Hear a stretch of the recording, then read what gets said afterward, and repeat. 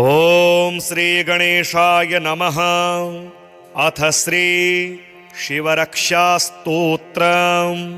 विनियोगः। ओम अस्य श्री शिवरक्षास्तोत्रमन्त्रस्य याज्ञवल्क्य ऋषिः श्री सदाशिवो देवता अनुष्टुप् छन्दः श्री सदाशिव प्रीत्यर्थं शिवरक्षास्तोत्र जपे विनियोगः। चरितं देवदेवस्य महादेवस्य पावनम् अपारं परमोदारं चतुर्वर्गस्य साधनं गौरीविनायकोपेतं पञ्चवक्त्रं त्रिनेत्रकं शिवं ध्यात्वा दशभुजं शिवरक्षां पठेन्नरः। गंगाधरः शिरः पातु भालम् अर्धेन्दुशेखरः नयने मदनध्वंसी कर्णो सर्पविभूषणं घ्राणं पातु पुरारातिः मुखं पातु जगत्पतिः जिह्वां वागीश्वरः पातु कन्धरां शितिकन्धरः श्रीकण्ठः पातु मे कण्ठं स्कन्धौ विश्वधुरन्धरः भुजौ भूभारसंहर्ता करौ पातु पिनाकधृकं हृदयं शङ्करः पातु जठरं गिरिजापतिः नाभिं मृत्युञ्जयः पातु कटिव्याघ्राजिनाम्बरः शक्तिनी पातु दीनार्तं शरणागतवत्सलः उरो महेश्वरः पातु जानुनी जगदीश्वरः जङ्घे पातु जगत्कर्ता गुल्फौ पातु गणाधिपः चरणौ करुणासिन्धुः सर्वाङ्गानि सदाशिवः। एतां शिवबलोपेतां रक्ष्यां यः सुकृते पठेत् स भुक्त्वा सकलान् कामान् शिवसायुज्यमाप्नुयात्। ग्रहभूतपिशाचाद्यास्त्रैलोक्ये विचरन्ति ये दूरादाशु पलायन्ते शिवनामाभिरक्षणात्। अभयङ्करनामेदं कवचं पार्वतीपतेः भक्त्या बिभर्ति यः कण्ठे तस्य वश्यं जगत्त्रयम्। इमां नारायणः स्वप्ने शिवरक्षां यथा दिशत् प्रातरुत्थाय योगीन्द्रो याज्ञवल्क्यः तथा लिखत्। अथ श्री महादेवस्तोत्रम् रुद्राय शितिकण्ठाय सुरूपाय सुवर्चसे कपर्दिने करालाय हर्यक्ष्णे वरदाय च तृष्णे पोष्णे दशभिदे देवानामधिपाय च क्षेम्याय हरिनेत्राय स्थाणवे पुरुषाय च हरिकेशाय मुण्डाय क्रोधायोत्तारणाय च भास्वराय सुतीर्थाय देवदेवाय रंहसे उष्णे शिणे सुवक्त्राय पशुहस्ताय पार्षिणे हिरण्यबाहवे राजन्योग्राय पतये दिशां पशूनां पतये चैव भूतानां पतये नमः। वृषाय मातृकभक्ताय सैन्यान्ये मध्यमाय च महात्मने चानङ्गाय सर्वाङ्गाय प्रमाथिने तथा रुद्राणि पतये पृथवे कृत्तिवाससे कपालभूषिणे नित्यं सुवर्णमुकुटाय च महादेवाय कृष्णाय त्र्यम्बकाय हराय च क्रोधनाय नृसिंहाय मृत्यवे बाहुशालिने दण्डिने दृप्ततपसे तथैवाक्रूरकर्मिणे सहस्रशिरसे चैव सहस्रचरणाय च विरूपाय सुरूपाय महारूपाय दष्ट्रिणे पिनाकिनं महादेवं महाभोगिनमव्ययं त्रिशूलपाणिं वरदं त्र्यम्बकं भुवनेश्वरं त्रिपुरघ्नं त्रिनयनं त्रिलोकेशं महोजसं प्रभवं सर्वभूतानां धातारं धरणीधरम् ईशानं शङ्करं शर्वं शिवं विश्वेश्वरं भवं उमापतिं पशुपतिं विश्वरूपं महेश्वरं विरूपाक्षं दशभुजं विस्यग्दङ्गं वृषध्वजम् उग्रं स्थाणुं शिवं घोरं शरवं गौरीशमीश्वरं शितिकण्ठमजं शुभ्रं पृथुं विधुहरं हरं विश्वरूपं विरूपाक्षं बहुरूपमुमापतिं प्रणम्य शिरसा देवं नागाङ्गदधरं हरं शरण्यं शरणं यामि महादेवं चतुर्मुखं विरोचमानं वपुषा दिव्याभरणभूषितम् अनाद्यन्तमजं शम्भुं सर्वव्यापिनमीश्वरं निस्त्रैगुण्यं निरुद्योगं निर्मलं निधिमोजसां प्रणम्य प्राञ्जलिः शर्वं प्रयामि शरणं हरं निष्कलं निर्मलं नित्यं मकारणमलेपनम् अध्यात्मवेदमासाद्य प्रयामि शरणं मुहुः यस्य नित्यं विदुः स्थानं मोक्षमध्यात्मचिन्तकाः योगेशं तत्त्वमार्गस्थाः कैवल्यपदमक्षरं यं विदुः सङ्गनिर्मुक्ताः सामान्यं समदर्शिनः तं प्रपद्ये जगद्योनिम् अयोनिं निर्गुणात्मकम् अस्त्रिजद्यस्तु भूतादीन् सप्तलोकान् सतानतान् स्थितः सत्योपरिस्थाणुं तं प्रपद्ये सनातनं भक्तानां सुलभं तं तु दुर्लभं दूरपातिनाम् अदूरस्थममुं देवं प्रकृतेः परतः स्थितं नमामि सर्वलोकस्थं व्रजामि शरणं शिवं चरितं देवदेवस्य महादेवस्य पावनम् अपारं परमोदारं चतुर्वर्गस्य साधनं गौरीविनायकोपेतं पञ्चवक्त्रं त्रिनेत्रकं शिवं ध्यात्वा दशभुजं शिवरक्षां पठेन्नरः गङ्गाधरः शिरः पातु भालम् अर्धेन्दुशेखरः नयने मदनध्वंसी कर्णो सर्पविभूषणं घ्राणं पातु पुरारातिः मुखं पातु जगत्पतिः जिह्वां वागीश्वरः पातु कन्धरां शितिकन्धरः श्रीकण्ठः पातु मे कण्ठं स्कन्धौ विश्वधुरन्धरः भुजौ भूभारसंहर्ता करौ पातु पिनाकधृकं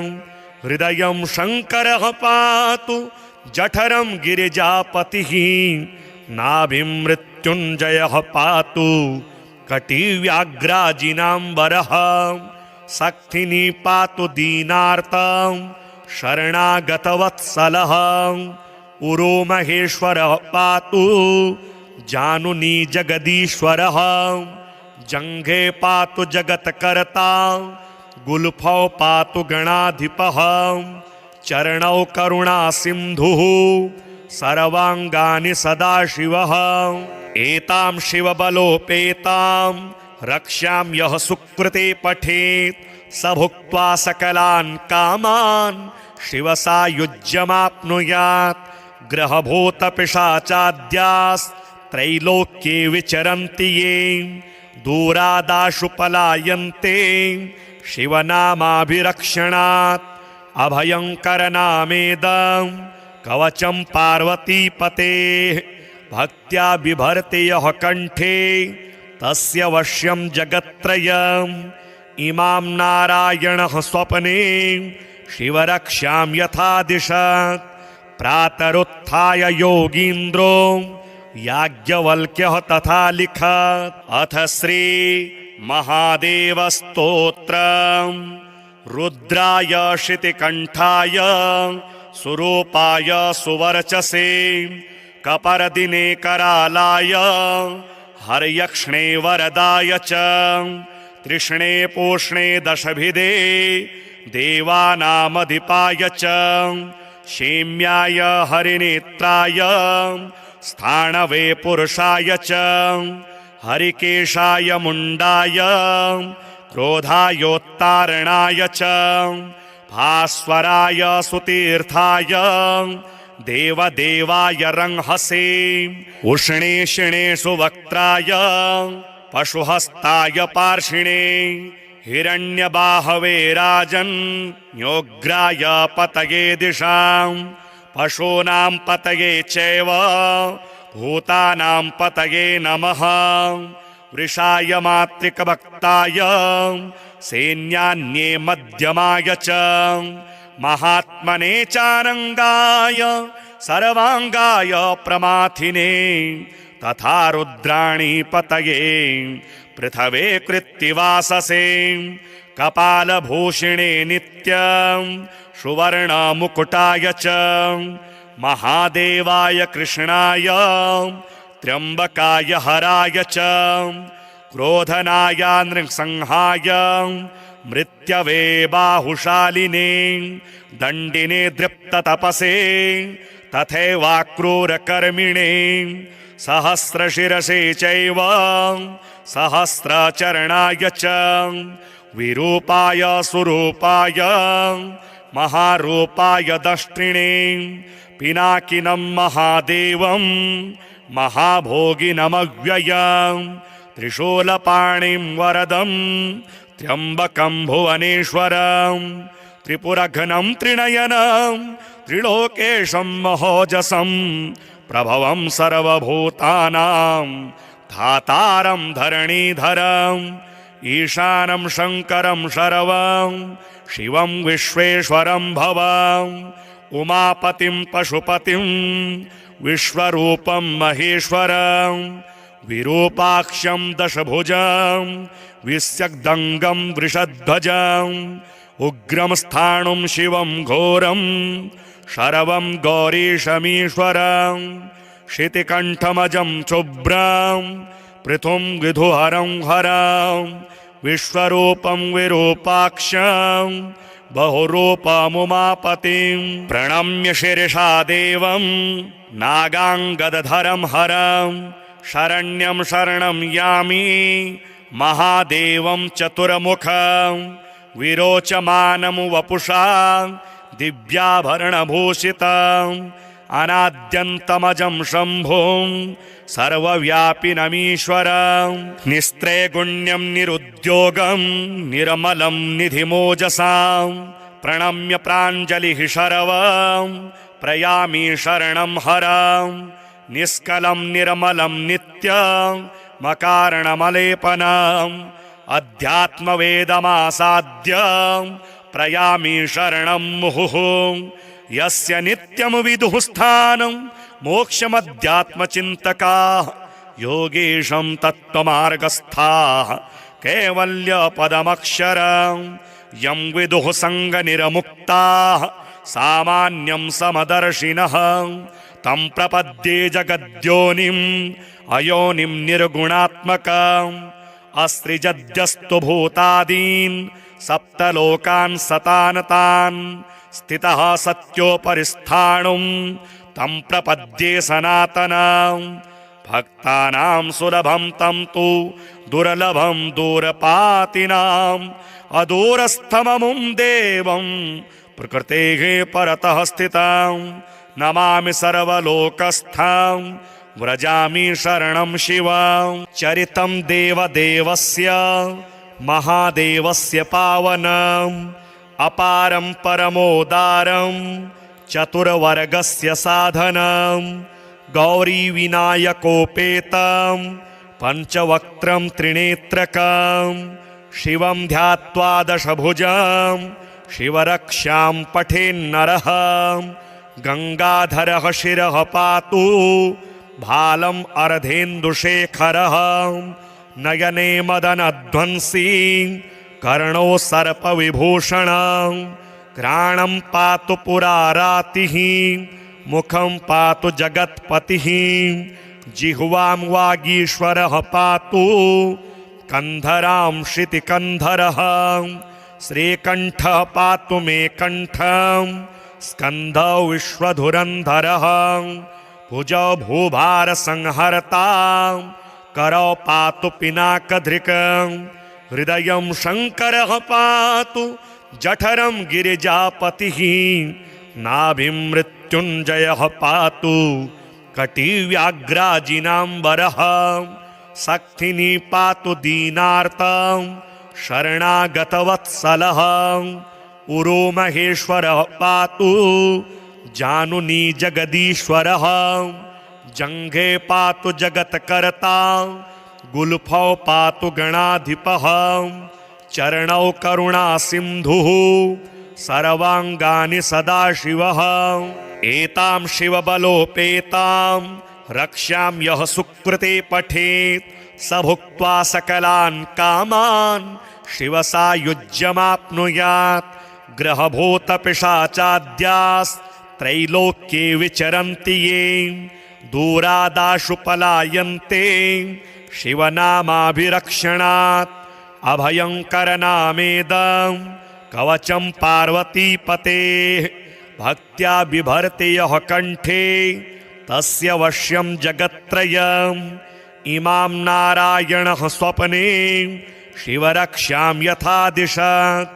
प्रातरुत्थाय योगीन्द्रो याज्ञवल्क्यः तथा लिखत् अथ श्री महादेवस्तोत्रम् रुद्राय शितिकण्ठाय सुरूपाय सुवर्चसे कपर्दिने करालाय हर्यक्ष्णे वरदाय च तृष्णे पूष्णे दशभिदे देवानामधिपाय च क्षेम्याय हरिनेत्राय स्थाणवे पुरुषाय च हरिकेशाय मुण्डाय क्रोधायोत्तारणाय च भास्वराय सुतीर्थाय देवदेवाय रंहसे उष्णेषिणे सुवक्त्राय पशुहस्ताय पार्षिणे हिरण्यबाहवे राजन्योग्राय पतये दिशां पशूनां पतये चैव भूतानां पतये नमः वृषाय मातृकभक्ताय सैन्यान्ये मध्यमाय च महात्मने चानङ्गाय सर्वाङ्गाय प्रमाथिने तथा रुद्राणि पतये पृथवे कृत्तिवाससे कपालभूषिणे नित्यं सुवर्णमुकुटाय च महादेवाय कृष्णाय त्र्यम्बकाय हराय च क्रोधनाय नृसिंहाय मृत्यवे बाहुशालिने दण्डिने दृप्ततपसे तथैवाक्रूरकर्मिणे सहस्रशिरसे चैव सहस्रचरणाय च विरूपाय सुरूपाय महारूपाय दष्ट्रिणे पिनाकिनं महादेवं महाभोगिनमव्ययं त्रिशूलपाणिं वरदं त्र्यम्बकं भुवनेश्वरं त्रिपुरघ्नं त्रिनयनं त्रिलोकेशं महोजसं प्रभवं सर्वभूतानां धातारं धरणीधरं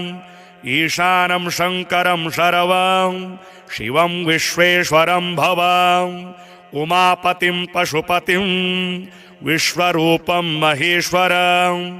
विरूपाक्षं दशभुजं विस्यग्दङ्गं वृषध्वजं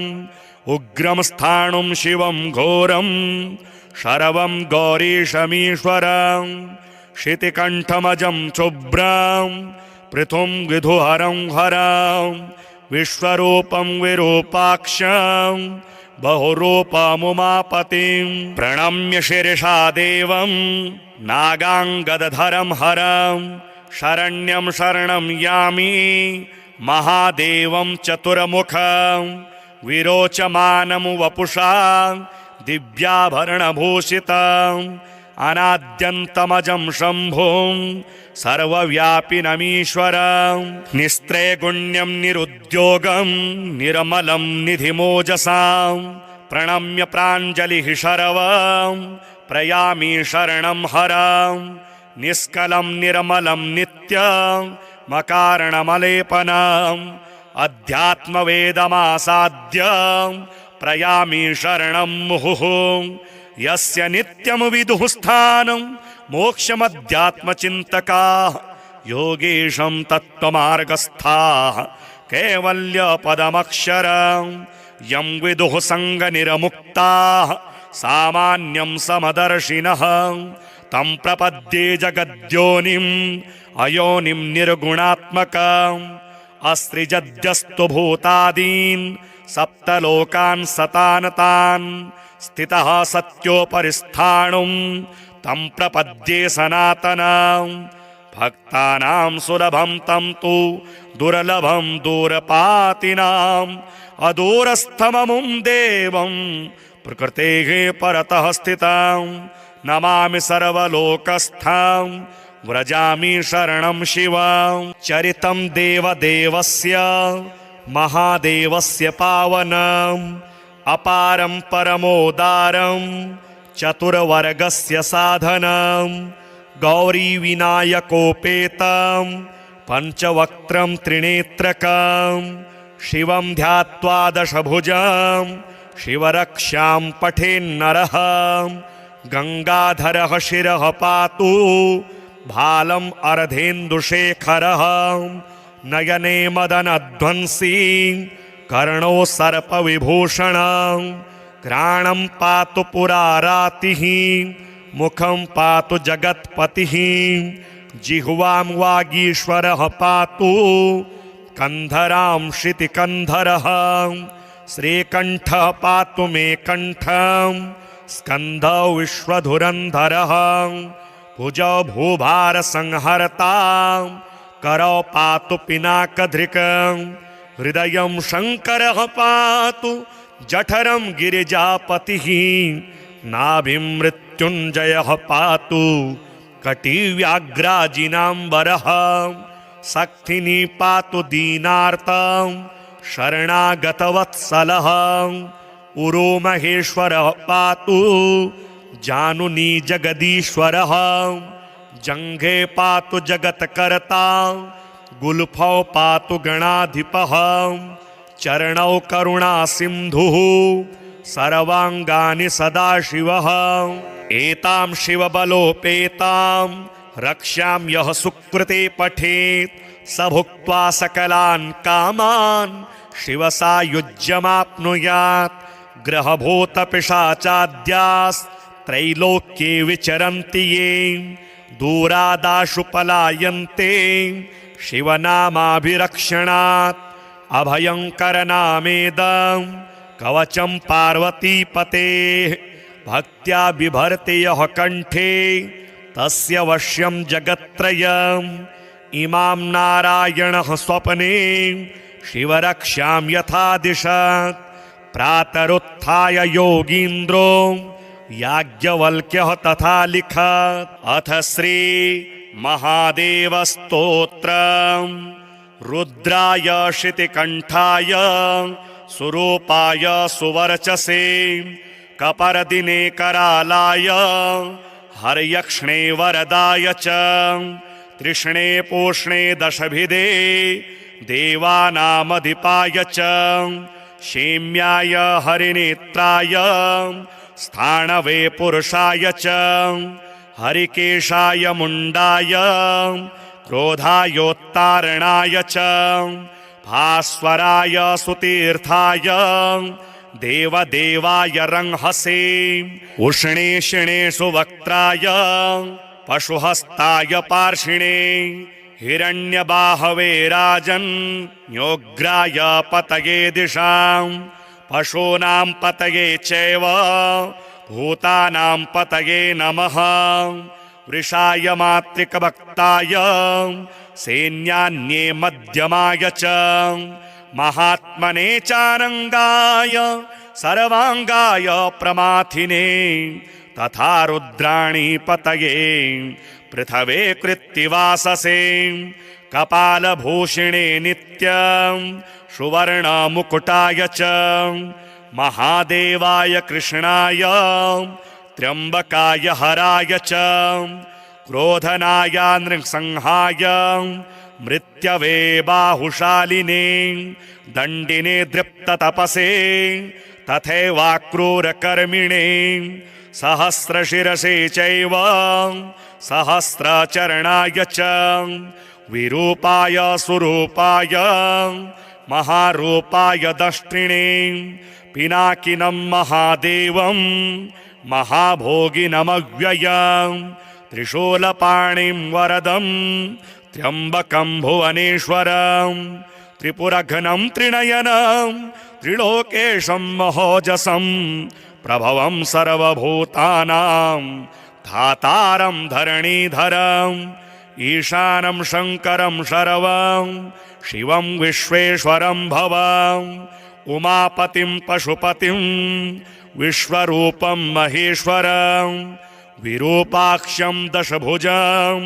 विस्यग्दङ्गं वृषध्वजं उग्रं स्थाणुं शिवं घोरं शर्वं गौरीशमीश्वरं शितिकण्ठमजं शुभ्रं पृथुं विधुहरं हरं विश्वरूपं विरूपाक्षं बहुरूपमुमापतिं प्रणम्य शिरसा देवं नागाङ्गदधरं हरं शरण्यं शरणं यामि महादेवं चतुर्मुखं विरोचमानं वपुषा दिव्याभरणभूषितं अनाद्यन्तमजं शम्भुं सर्वव्यापिनमीश्वरं निस्त्रैगुण्यं निरुद्योगं निर्मलं निधिमोजसां प्रणम्य प्राञ्जलिः शर्वं प्रयामि शरणं हरं निष्कलं निर्मलं नित्यं मकारणमलेपनम् अध्यात्मवेदमासाद्य प्रयामि शरणं मुहुः यस्य नित्यं विदुः स्थानं मोक्षमध्यात्मचिन्तकाः योगेशं तत्त्वमार्गस्थाः कैवल्यपदमक्षरं यं विदुः सङ्गनिर्मुक्ताः सामान्यं समदर्शिनः तं प्रपद्ये जगद्योनिम् अयोनिं निर्गुणात्मकम् अस्त्रिजद्यस्तु भूतादीन् सप्तलोकान् सतानतान् स्थितः सत्योपरिस्थाणुं तं प्रपद्ये सनातनं भक्तानां सुलभं तं तु दुर्लभं दूरपातिनाम् अदूरस्थममुं देवं प्रकृतेः परतः स्थितं नमामि सर्वलोकस्थं व्रजामि शरणं शिवं चरितं देवदेवस्य महादेवस्य पावनम् अपारं परमोदारं चतुर्वर्गस्य साधनं गौरीविनायकोपेतं पञ्चवक्त्रं त्रिनेत्रकं शिवं ध्यात्वा दशभुजं शिवरक्षां पठेन्नरः गंगाधरः शिरः पातु भालम् अर्धेन्दुशेखरः नयने मदनध्वंसी कर्णो सर्पविभूषणं घ्राणं पातु पुरारातिः मुखं पातु जगत्पतिः जिह्वां वागीश्वरः पातु कंधरां शितिकन्धरः श्रीकण्ठः पातु मे कण्ठं स्कन्धौ विश्वधुरन्धरः भुजौ भूभारसंहर्ता करौ पातु पिनाकधृकं हृदयं शङ्करः पातु जठरं गिरिजापतिः नाभिं मृत्युञ्जयः पातु कटिव्याघ्राजिनाम्बरः शक्तिनी पातु दीनार्तं शरणागतवत्सलः उरो महेश्वरः पातु जानुनी जगदीश्वरः जङ्घे पातु जगत्कर्ता गुल्फौ पातु गणाधिपः चरणौ करुणा सिन्धुः सर्वाङ्गानि सदाशिवः एतां शिवबलोपेतां रक्ष्यां यः सुकृते पठेत् स भुक्त्वा सकलान् कामान् शिवसायुज्यमाप्नुयात्। ग्रहभूतपिशाचाद्यास्त्रैलोक्ये विचरन्ति ये दूरादाशु पलायन्ते शिवनामाभिरक्षणात्। अभयङ्करनामेदं कवचं पार्वतीपतेः भक्त्या बिभर्ति यः कण्ठे तस्य वश्यं जगत्त्रयम्। इमां नारायणः स्वप्ने शिवरक्ष्यां यथा दिशत् प्रातरुत्थाय योगीन्द्रो याज्ञवल्क्यः तथा लिखत्। अथ श्री महादेवस्तोत्रम्। रुद्राय शितिकण्ठाय सुरूपाय सुवर्चसे कपरदिने करालाय हर्यक्ष्णे वरदाय च तृष्णे पोष्णे दशभिदे देवानामधिपाय च क्षेम्याय हरिनेत्राय स्थाणवे पुरुषाय च हरिकेशाय मुण्डाय क्रोधायोत्तारणाय च भास्वराय सुतीर्थाय देवदेवाय रंहसे उष्णेषिणे सुवक्त्राय पशुहस्ताय पार्षिणे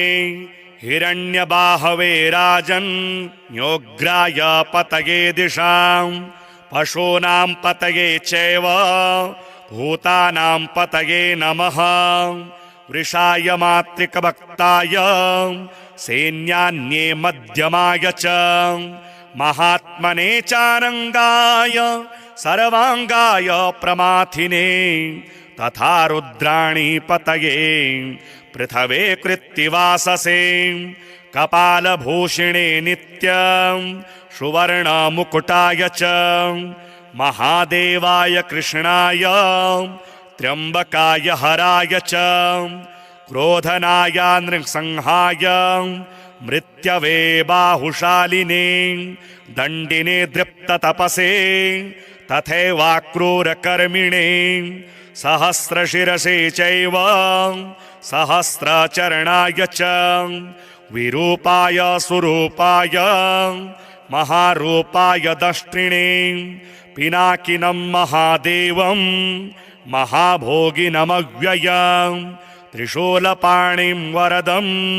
त्र्यम्बकं भुवनेश्वरं त्रिपुरघ्नं त्रिनयनं त्रिलोकेशं महोजसं प्रभवं सर्वभूतानां धातारं धरणीधरम् ईशानं शङ्करं शर्वं शिवं विश्वेश्वरं भवं उमापतिं पशुपतिं विश्वरूपं महेश्वरं विरूपाक्षं दशभुजं विस्यग्दङ्गं वृषध्वजं उग्रं स्थाणुं शिवं घोरं शरवं गौरीशमीश्वरं शितिकण्ठमजं शुभ्रं पृथुं विधुहरं हरं विश्वरूपं विरूपाक्षं बहुरूपमुमापतिं प्रणम्य शिरसा देवं नागाङ्गदधरं हरं शरण्यं शरणं यामि महादेवं चतुर्मुखं विरोचमानं वपुषा दिव्याभरणभूषितम् अनाद्यन्तमजं शम्भुं सर्वव्यापिनमीश्वरं निस्त्रैगुण्यं निरुद्योगं निर्मलं निधिमोजसां प्रणम्य प्राञ्जलिः शरवं प्रयामि शरणं हरं निष्कलं निर्मलं नित्यं मकारणमलेपनम् अध्यात्मवेदमासाद्य प्रयामि शरणं मुहुः यस्य नित्यं विदुः स्थानं मोक्षमध्यात्मचिन्तकाः योगेशं तत्त्वमार्गस्थाः कैवल्यपदमक्षरं यं विदुः सङ्गनिर्मुक्ताः सामान्यं समदर्शिनः तं प्रपद्ये जगद्योनिम् अयोनिं निर्गुणात्मकम् अस्त्रिजद्यस्तु भूतादीन् सप्तलोकान् सतानतान् स्थितः सत्योपरिस्थाणुं तं प्रपद्ये सनातनं भक्तानां सुलभं तं तु दुर्लभं दूरपातिनाम् अदूरस्थममुं देवं प्रकृतेः परतः स्थितां नमामि सर्वलोकस्थां व्रजामि शरणं शिवां। चरितं देवदेवस्य महादेवस्य पावनम् अपारं परमोदारं चतुर्वर्गस्य साधनं गौरीविनायकोपेतं पञ्चवक्त्रं त्रिनेत्रकं शिवं ध्यात्वा दशभुजं शिवरक्षां पठेन्नरः गंगाधरः शिरः पातु भालम् अर्धेन्दुशेखरः नयने मदनध्वंसी कर्णो सर्पविभूषणं घ्राणं पातु पुरारातिः मुखं पातु जगत्पतिः जिह्वां वागीश्वरः पातु कंधरां श्रुतिकंधरः श्रीकण्ठः पातु मे कण्ठं स्कन्धौ विश्वधुरन्धरः भुजौ भूभारसंहर्ता करौ पातु पिनाकधृकं हृदयं शङ्करः पातु जठरं गिरिजापतिः नाभिं मृत्युञ्जयः पातु कटिव्याघ्राजिनाम्बरः शक्तिनी पातु दीनार्तं शरणागतवत्सलः उरो महेश्वरः पातु जानुनी जगदीश्वरः जङ्घे पातु जगत्कर्ता गुल्फौ पातु गणाधिपः चरणौ करुणासिन्धुः सर्वाङ्गानि सदाशिवः एतां शिवबलोपेतां रक्ष्यां यः सुकृते पठेत् स भुक्त्वा सकलान् कामान् शिवसायुज्यमाप्नुयात्। ग्रहभूतपिशाचाद्यास्त्रैलोक्ये विचरन्ति ये दूरादाशु पलायन्ते शिवनामाभिरक्षणात् अभयङ्करनामेदं कवचं पार्वतीपतेः भक्त्या बिभर्ति यः कण्ठे तस्य वश्यं जगत्त्रयम् इमां नारायणः स्वप्ने शिवरक्षां यथा दिशत् प्रातरुत्थाय योगीन्द्रो याज्ञवल्क्यः तथा लिखत्। अथ श्री महादेवस्तोत्रम् रुद्राय शितिकण्ठाय सुरूपाय सुवर्चसे कपर्दिने करालाय हर्यक्ष्णे वरदाय च तृष्णे पोष्णे दशभिदे देवानामधिपाय च क्षेम्याय हरिनेत्राय स्थाणवे पुरुषाय च हरिकेशाय मुण्डाय क्रोधायोत्तारणाय च भास्वराय सुतीर्थाय देवदेवाय रंहसे उष्णेषिणे सुवक्त्राय पशुहस्ताय पार्षिणे हिरण्यबाहवे राजन्योग्राय पतये दिशां पशूनां पतये चैव भूतानां पतये नमः। वृषाय मातृकभक्ताय सैन्यान्ये मध्यमाय च महात्मने चानङ्गाय सर्वाङ्गाय प्रमाथिने तथा रुद्राणि पतये पृथवे कृत्तिवाससे कपालभूषिणे नित्यं सुवर्णमुकुटाय च महादेवाय कृष्णाय त्र्यम्बकाय हराय च क्रोधनाय नृसिंहाय मृत्यवे बाहुशालिने दण्डिने दृप्ततपसे तथैवाक्रूरकर्मिणे सहस्रशिरसे चैव सहस्रचरणाय च विरूपाय सुरूपाय महारूपाय दष्ट्रिणे पिनाकिनं महादेवं महाभोगिनमव्ययं त्रिशूलपाणिं वरदं त्र्यम्बकं भुवनेश्वरं त्रिपुरघ्नं त्रिनयनं त्रिलोकेशं महोजसं प्रभवं सर्वभूतानां धातारं धरणीधरं ईशानं शङ्करं शरवं शिवं विश्वेश्वरं भवं उमापतिं पशुपतिं विश्वरूपं महेश्वरं विरूपाक्षं दशभुजं विस्यग्दङ्गं वृषध्वजं उग्रं स्थाणुं शिवं घोरं शरवं गौरीशमीश्वरं शितिकण्ठमजं शुभ्रं पृथुं विधुहरं हरं विश्वरूपं विरूपाक्षं बहुरूपमुमापतिं प्रणम्य शिरसा देवं नागाङ्गदधरं हरं शरण्यं शरणं यामि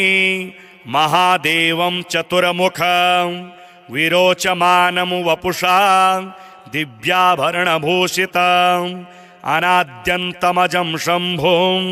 सर्वव्यापिनमीश्वरं निस्त्रैगुण्यं निरुद्योगं निर्मलं निधिमोजसां प्रणम्य प्राञ्जलिः शरवं प्रयामि शरणं हरं निष्कलं निर्मलं नित्यं मकारणमलेपनम् अध्यात्मवेदमासाद्य प्रयामि शरणं मुहुः यस्य नित्यं विदुः स्थानं मोक्षमध्यात्मचिन्तकाः योगेशं तत्त्वमार्गस्थाः कैवल्यपदमक्षरं यं विदुः सङ्गनिर्मुक्ताः सामान्यं समदर्शिनः तं प्रपद्ये जगद्योनिम् अयोनिं निर्गुणात्मकम् अस्त्रिजद्यस्तु भूतादीन् सप्तलोकान् सतानतान् स्थितः सत्योपरिस्थाणुं तं प्रपद्ये सनातनं भक्तानां सुलभं तं तु दुर्लभं दूरपातिनाम् अदूरस्थममुं देवं प्रकृतेः परतः स्थितं नमामि सर्वलोकस्थं व्रजामि शरणं शिवं चरितं देवदेवस्य महादेवस्य पावनम् अपारं परमोदारं चतुर्वर्गस्य साधनं गौरीविनायकोपेतं पञ्चवक्त्रं त्रिनेत्रकं शिवं ध्यात्वा दशभुजं शिवरक्षां पठेन्नरः गङ्गाधरः शिरः पातु भालम् अर्धेन्दुशेखरः नयने मदनध्वंसी कर्णो सर्पविभूषणं घ्राणं पातु पुरारातिः मुखं पातु जगत्पतिः जिह्वां वागीश्वरः पातु कन्धरां शितिकन्धरः श्रीकण्ठः पातु मे कण्ठं स्कन्धौ विश्वधुरन्धरः भुजौ भूभारसंहर्ता करौ पातु पिनाकधृकं हृदयं शङ्करः पातु जठरं गिरिजापतिः नाभिं मृत्युञ्जयः पातु कटिव्याघ्राजिनाम्बरः शक्तिनी पातु दीनार्तं शरणागतवत्सलः उरोमहेश्वरः पातु जानुनी जगदीश्वरः जङ्घे पातु जगत्कर्ता गुल्फौ पातु गणाधिपः चरणौ करुणासिन्धुः सर्वाङ्गानि सदाशिवः एतां शिवबलोपेतां रक्ष्यां यः सुकृते पठेत् स भुक्त्वा सकलान् कामान् शिवसायुज्यमाप्नुयात् ग्रहभूतपिशाचाद्यास्त्रैलोक्ये विचरन्ति ये दूरादाशु पलायन्ते शिवनामाभिरक्षणात् अभयङ्करनामेदं कवचं पार्वतीपतेः भक्त्या बिभर्ति यः कण्ठे तस्य वश्यं जगत्त्रयम् इमां नारायणः स्वप्ने शिवरक्षां यथा दिशत् प्रातरुत्थाय योगीन्द्रो याज्ञवल्क्यः तथा लिखत् अथ श्री महादेवस्तोत्रम् रुद्राय शितिकण्ठाय सुरूपाय सुवर्चसे कपर्दिने करालाय हर्यक्ष्णे वरदाय च तृष्णे पूष्णे दशभिदे देवानामधिपाय च क्षेम्याय हरिनेत्राय स्थाणवे पुरुषाय च हरिकेशाय मुण्डाय क्रोधायोत्तारणाय च भास्वराय सुतीर्थाय देवदेवाय रंहसे उष्णेषिणे सुवक्त्राय पशुहस्ताय पार्षिणे हिरण्यबाहवे राजन्योग्राय पतये दिशां पशूनां पतये चैव भूतानां पतये नमः वृषाय मातृकभक्ताय सैन्यान्ये मध्यमाय च महात्मने चानङ्गाय सर्वाङ्गाय प्रमाथिने तथा रुद्राणि पतये पृथवे कृत्तिवाससे कपालभूषिणे नित्यं सुवर्णमुकुटाय च महादेवाय कृष्णाय त्र्यम्बकाय हराय च क्रोधनाय नृसंहाय मृत्यवे बाहुशालिने दण्डिने दृप्ततपसे तथैवाक्रूरकर्मिणे सहस्रशिरसे चैव सहस्रचरणाय च विरूपाय सुरूपाय महारूपाय दष्ट्रिणे पिनाकिनं महादेवं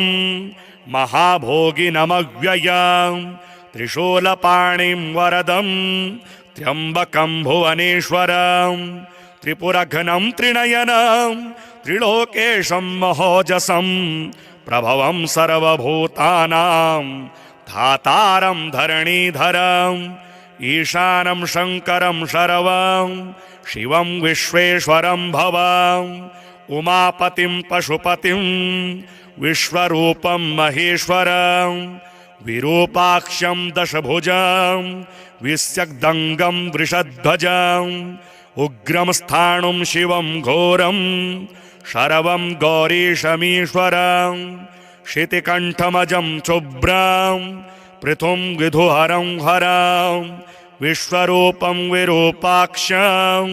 बहुरूपमुमापतिं प्रणम्य शिरसा देवं नागाङ्गदधरं हरं शरण्यं शरणं यामि महादेवं चतुर्मुखं विरोचमानं वपुषा दिव्याभरणभूषितम् अनाद्यन्तमजं शम्भुं सर्वव्यापिनमीश्वरं निस्त्रैगुण्यं निरुद्योगं निर्मलं निधिमोजसां प्रणम्य प्राञ्जलिः शरवं प्रयामि शरणं हरं निष्कलं निर्मलं नित्यं मकारणमलेपनम् अध्यात्मवेदमासाद्य प्रयामि शरणं मुहुः यस्य नित्यं विदुः स्थानं मोक्षमध्यात्मचिन्तकाः योगेशं तत्त्वमार्गस्थाः कैवल्यपदमक्षरं यं विदुः सङ्गनिर्मुक्ताः सामान्यं समदर्शिनः तं प्रपद्ये जगद्योनिम् अयोनिं निर्गुणात्मकम् अस्त्रिजद्यस्तु भूतादीन् सप्तलोकान् सतानतान् स्थितः सत्योपरिस्थाणुं तं प्रपद्ये सनातनं भक्तानां सुलभं तं तु दुर्लभं दूरपातिनाम् अदूरस्थममुं देवं प्रकृतेः परतः स्थितं नमामि सर्वलोकस्थं व्रजामि शरणं शिवं चरितं देवदेवस्य महादेवस्य पावनम् अपारं परमोदारं चतुर्वर्गस्य साधनं गौरीविनायकोपेतं पञ्चवक्त्रं त्रिनेत्रकं शिवं ध्यात्वा दशभुजं शिवरक्षां पठेन्नरः गंगाधरः शिरः पातु भालम् अर्धेन्दुशेखरः नयने मदनध्वंसी कर्णो सर्पविभूषणं घ्राणं पातु पुरारातिः मुखं पातु जगत्पतिः जिह्वां वागीश्वरः पातु कंधरां शितिकन्धरः श्रीकण्ठः पातु मे कण्ठं स्कन्धौ विश्वधुरन्धरः भुजौ भूभारसंहर्ता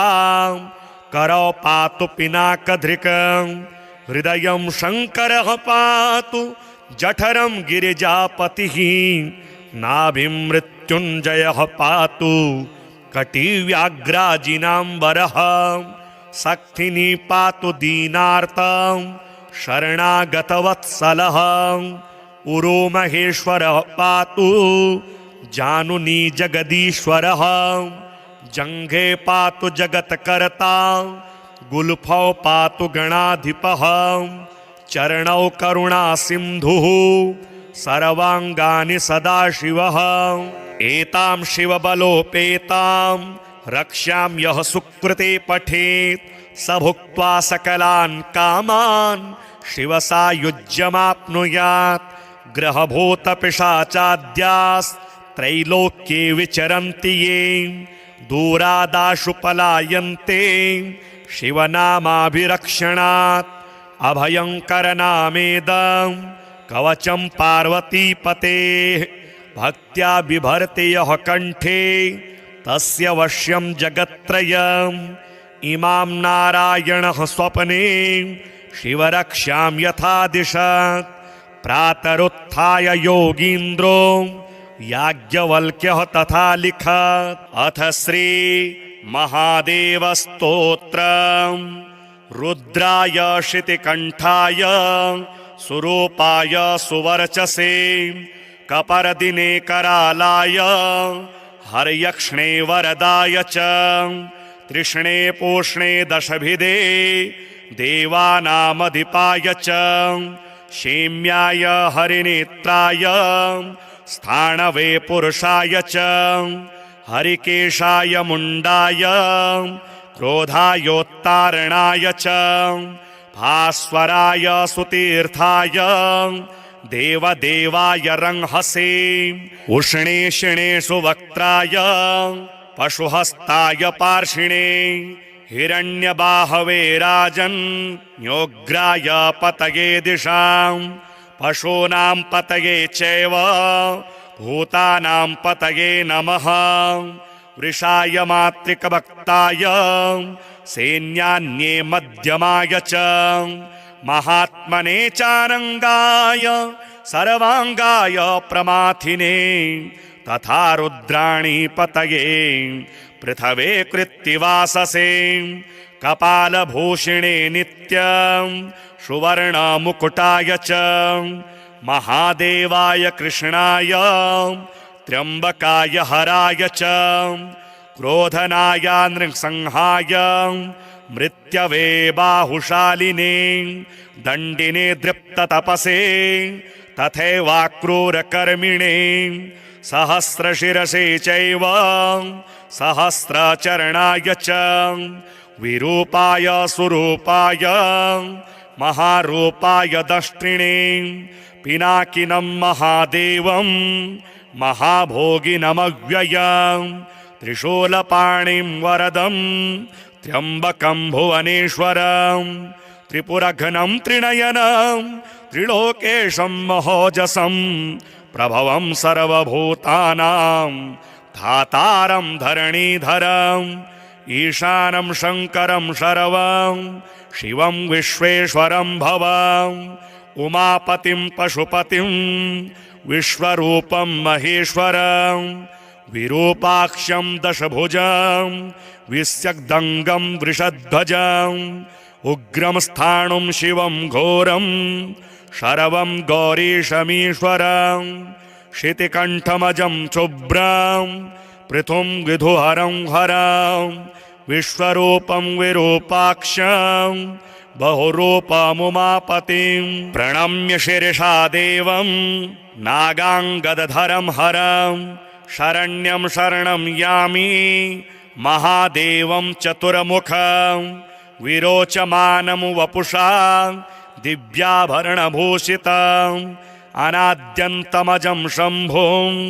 सर्वव्यापिनमीश्वरं निस्त्रैगुण्यं निरुद्योगं निर्मलं निधिमोजसां प्रणम्य प्राञ्जलिः शरवं प्रयामि शरणं हरं निष्कलं निर्मलं नित्यमकारणमलेपनम् अध्यात्मवेदमासाद्य प्रयामि शरणं मुहुः यस्य नित्यं विदुः स्थानं मोक्षमध्यात्मचिन्तकाः योगेशं तत्त्वमार्गस्थाः कैवल्यपदमक्षरं यं विदुः सङ्गनिर्मुक्ताः सामान्यं समदर्शिनः तं प्रपद्ये जगद्योनिम् अयोनिं निर्गुणात्मकम् अस्त्रिजद्यस्तु भूतादीन् सप्तलोकान् सतानतान् स्थितः सत्योपरिस्थाणुं तं प्रपद्ये सनातनं भक्तानां सुलभं तं तु दुर्लभं दूरपातिनाम् अदूरस्थममुं देवं प्रकृतेः परतः स्थितं नमामि सर्वलोकस्थं व्रजामि शरणं शिवम्।